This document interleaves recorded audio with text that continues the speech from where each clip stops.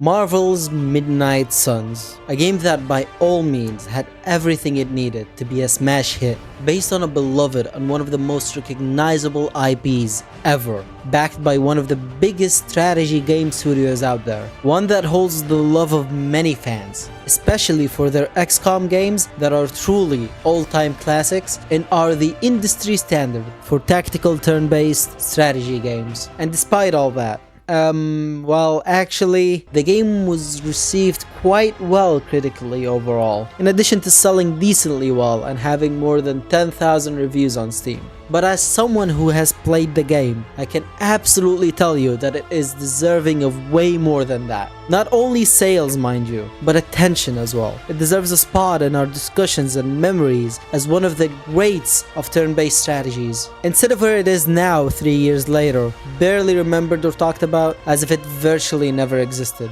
Don't just take my word for it. At a time near after the game's release, Jason Schreier wrote after an interview with the game publisher's CEO that the game was, and I quote, "a critical success but a commercial flop." And the CEO during the same interview talked about how the game's release date might have not been that great, but he was hopeful that it would have a quote-unquote long tail, meaning it would continue to generate sales and be an active game for years to come.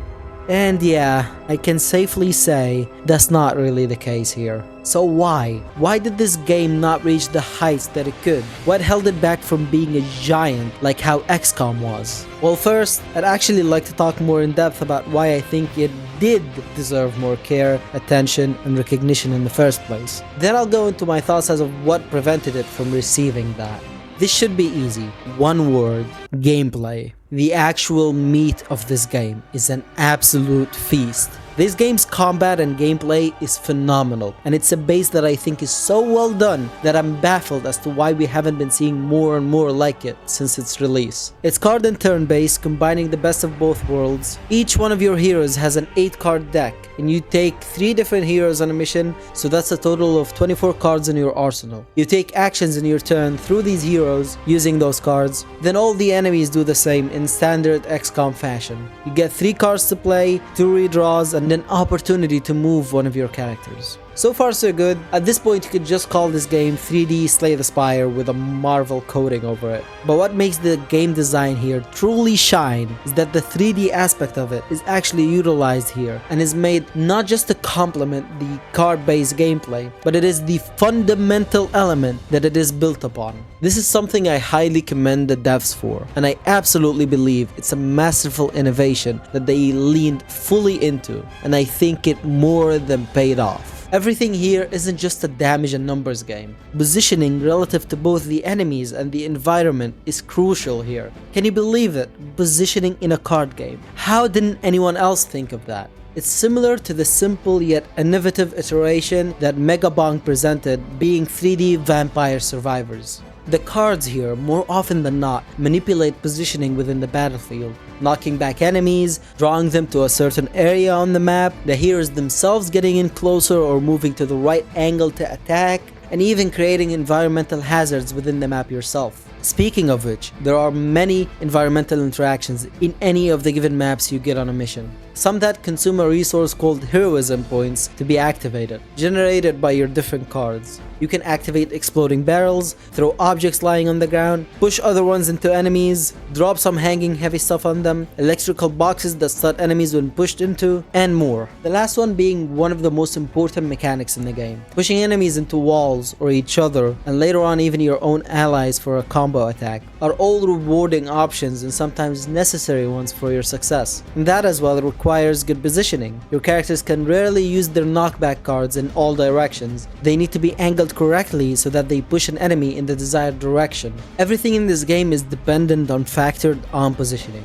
I bet I said that word a lot by now. Whether it is by using environmental actions, or using your attack cards, or using your limited single move per turn, and literally nearly everything else you could do. While you certainly can, in theory, play the game without paying much attention to the positioning of everything, you won't get very far, and worse, I would argue, is that you won't be having much fun either. See, your options aren't infinite, and your enemies are many. You'll be needing to maximize every possible action you take. You'd want every knockback card you play to push an enemy into another one, or an electric box, instead of just into a wall, or worse, the air. To group up as many enemies as possible around an exploding barrel, to line them up for an AoE ability with a low enough HP for them to all die from it, all while, if possible, accounting for the optimal positioning of your characters for their next possible action, and to avoid various harmful areas around the map too. This is of further importance than your regular just do the biggest damage possible in a turn.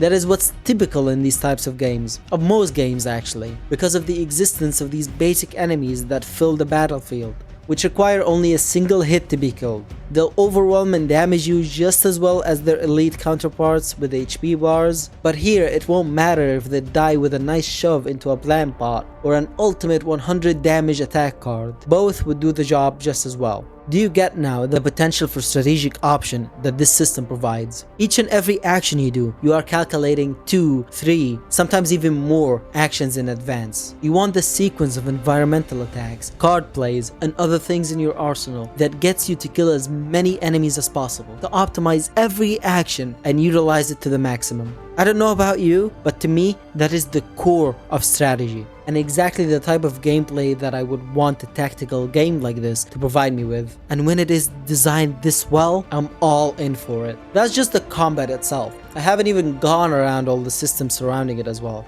First, the arsenal of heroes here is absolutely stacked. In addition to the character you play as, you get 12 of the most popular heroes in the Marvel Universe to play with.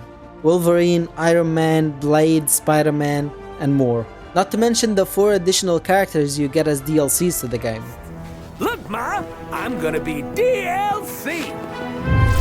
Each character with their own base deck, their identity and playstyle, each of which complementing what the character's superpowers and themes are. Spider-Man has cards that take advantage of his aerobatics by enhancing his ability to use the environment, for example. Nico Minoru has RNG baked into her kit because of the nature of her Staff of One. Magic can create portals around the map and push enemies through them, and so on. It's safe to say you are spoiled for variety here, and you'll probably find at least one that really clicks with you. Might even be your favorite character from the Marvel Universe, but it doesn't nearly end there. Each hero has a variety of different cards you can earn and upgrade as you progress through the game, and passive effects, and stats that you can increase through various means, and of course their deck that you can customize to your own liking. Did I mention you take 3 heroes on missions?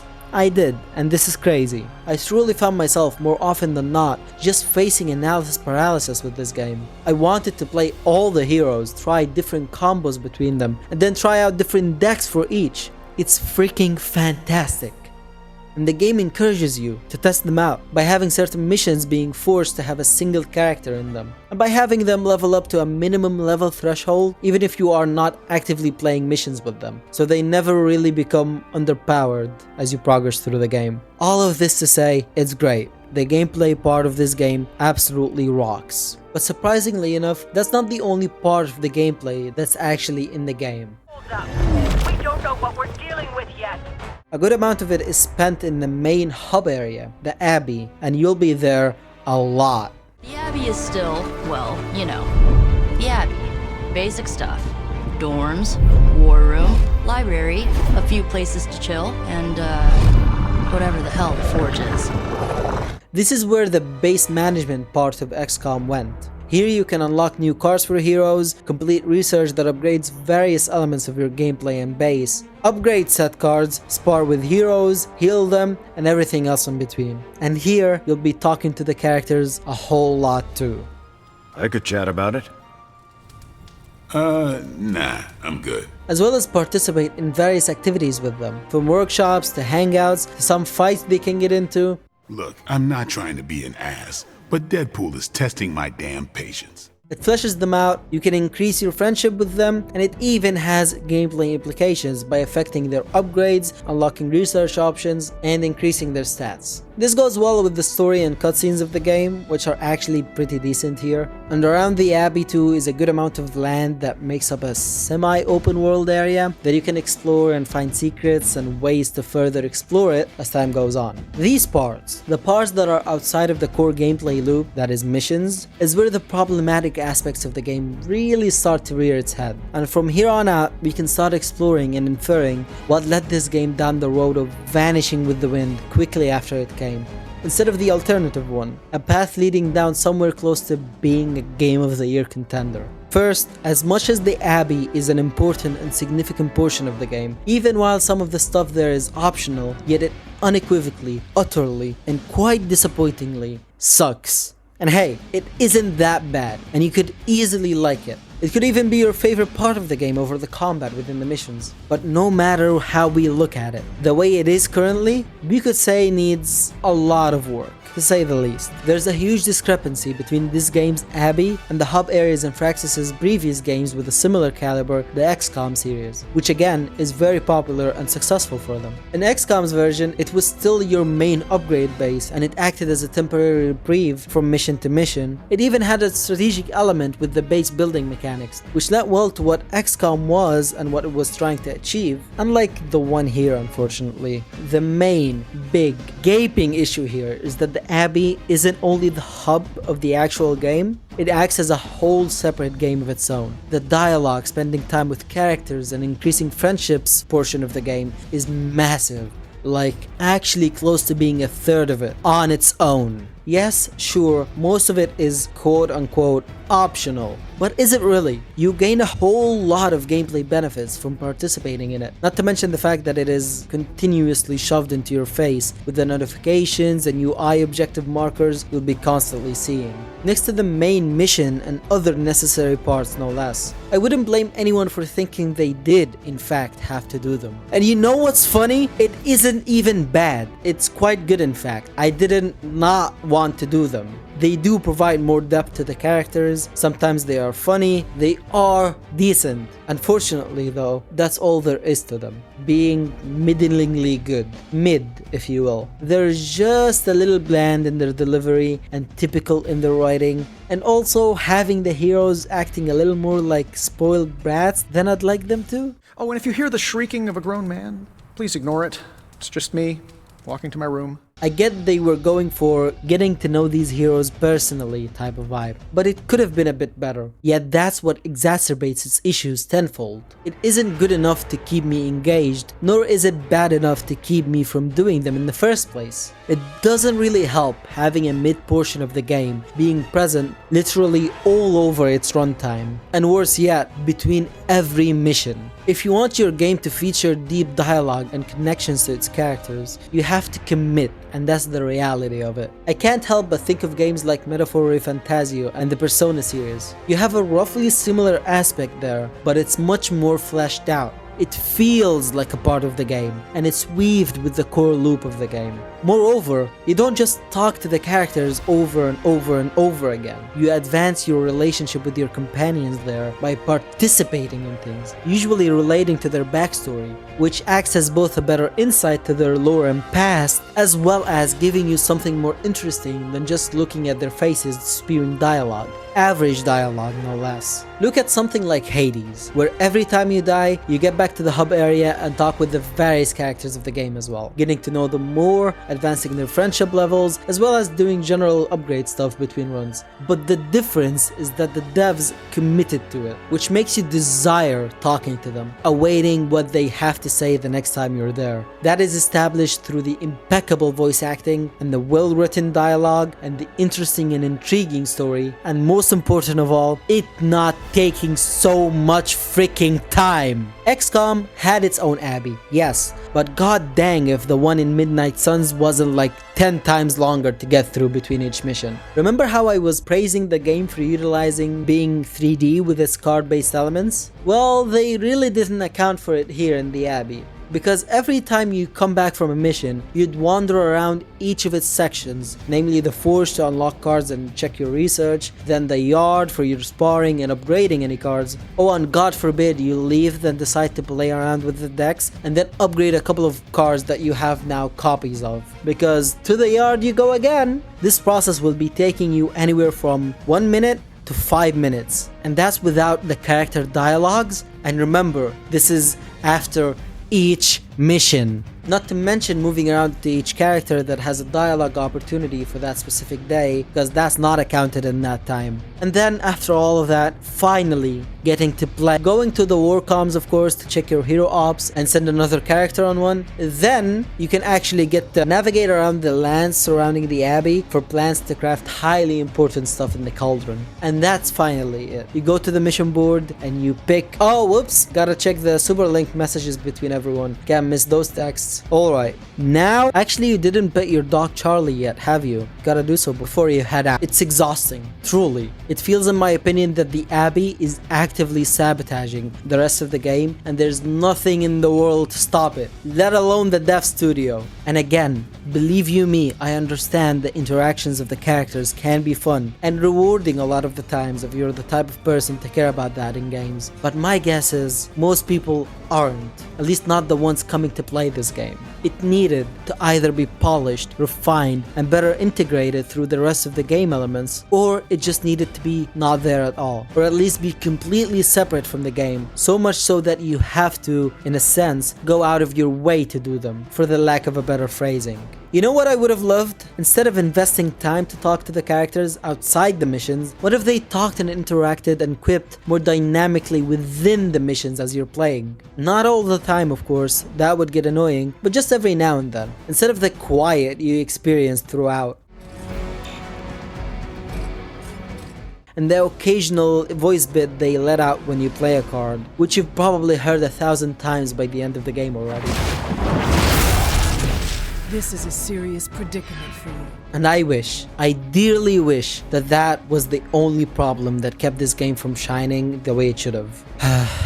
But it isn't. There's other stuff that can turn some people off from the game very quickly. For one, the menus in this game are not really that intuitive, nor appealing, nor convenient for a game of this nature. One where you'd be in the menus quite a bit, given its strategic and deck building nature. Of course, the worst part of this is that some menus can be reached by the UI, but instead you have to go to the specific room in the abbey to get to it. Would have been much better to have a single page for each character that contains their deck, their cards, and the option to upgrade them, as well as customizing their looks. And maybe I'm just throwing ideas out here, teleporting to and initiating their dialogue immediately, but that's still just a workaround, not a solution. The point is, micromanaging heroes, their decks, and generally all resources and events around the abbey can get a little much. So having convenient, easy to access and use menus would have made this much less of an issue than it currently is. This micromanaging partially comes from some elements of the game that can feel very tacked on, confusing and complicating the whole process. Like the extra unnecessary resource of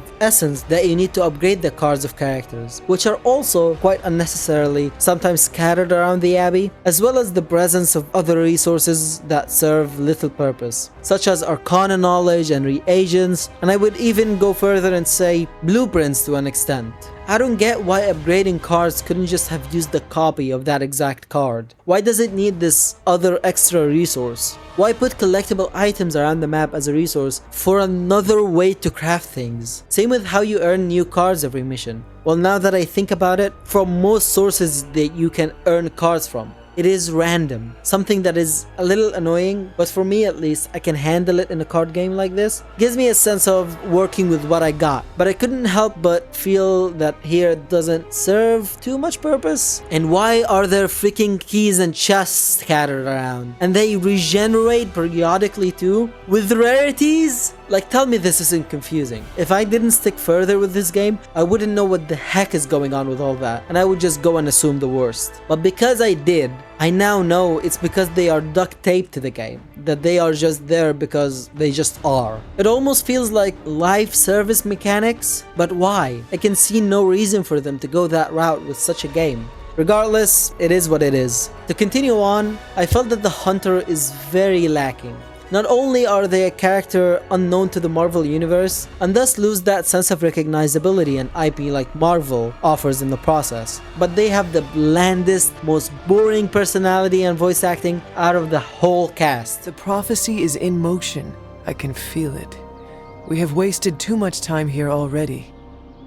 Man, the others are really gonna love you. And you have the absolute misfortune of controlling them as a main character. At least it's good you are not forced to play with them in all missions. Additionally, enemy variety is really not the best at the start. It gets better as time goes on, although not too much. And when they do, they change up the gameplay fine enough through status effects and some behavioral changes, but I just wish they had environmental influences from early on as well. It is a missed opportunity that they don't force you to reposition or mind the angles and distance between your characters and them. When compared to XCOM though, it is relatively lacking. Look at all these aliens XCOM has. It is worth it because I assume they invested more in the heroes this time around, but still unfortunate nonetheless. This bugs me as much as it does, not because it affects the actual act of playing the game, but its marketability as well. Like, I'm pretty sure this game is just one of those ones which do not look that appealing when viewing their marketing material, like gameplay videos and screenshots. That's the vibe I felt. Playing the game is wonderful, but from the outside looking in, it feels very dry and not nearly as fun, which is not helped by not having weird, iconic aliens this time around.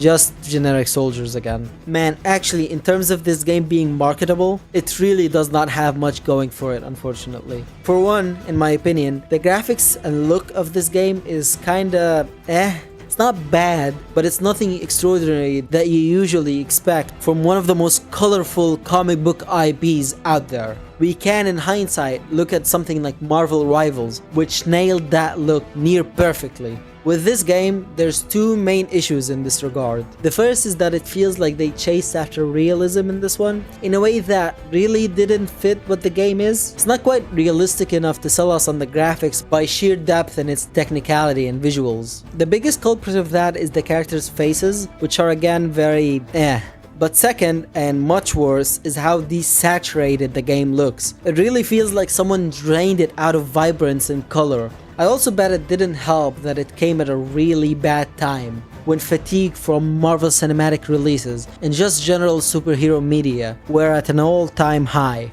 Like, it was bad during that time, and it honestly still isn't that much better as of now. Another hit to the long tail potential of the game, I guess. This being a game with a card system, I bet makes some people have certain assumptions, and that might have pushed them further away from the game. This one really sucks because the card system might as well be just a visual representation more than anything. Could be an ability list or even a Pokemon menu for all I care, and it wouldn't make much of a difference. The unfortunate fact is, most deck builder games are usually indie, which completely does not match this game's mighty $60 price tag. Like, this game is really freaking expensive. If you want the game with all the DLCs and Season Pass, that's a whopping $100. That is a freaking lot when you combine it with all the marketing problems that the game already has against it. And even if you don't, it's still more expensive than what I think it should be at. I mean, the game in terms of gameplay, as I said, is near perfect, but it is wrapped in a AA packaging,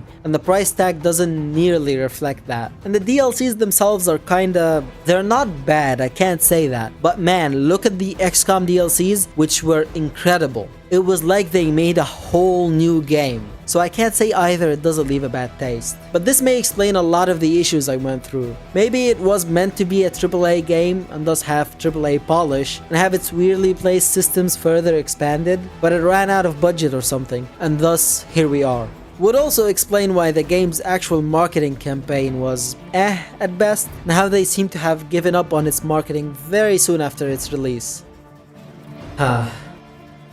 Marvel's Midnight Suns deserved better. There's no easier way to put it. It didn't just deserve more attention, more sales, more publicity, more numbers, but more care as well. from the studio or the publisher. I doubt any of them wanted this to go down the way it did, and I am most definitely not criticizing the developers behind it because I still think they did a phenomenal job. But I can't help but think that with more budget, more time, more marketing, this game had the potential to become an all-time classic. Yeah, that is the dream, isn't it? Every game would be better if they had more of those things. And that's where I come to ask you, what do you think about the game? What might be some things I missed on why it ended up the way it did? I will wait for your answers in the comments below. And speaking of which, I appreciate you reaching the end of the video. It truly means a lot. If you enjoyed it, please let me know by pressing the like button below. If you didn't, feel free to dislike instead. And in both cases, thank you for watching and have a great rest of your day. I'll see you in the next video. Hands up and pants down, ladies and gents. This is a robbery.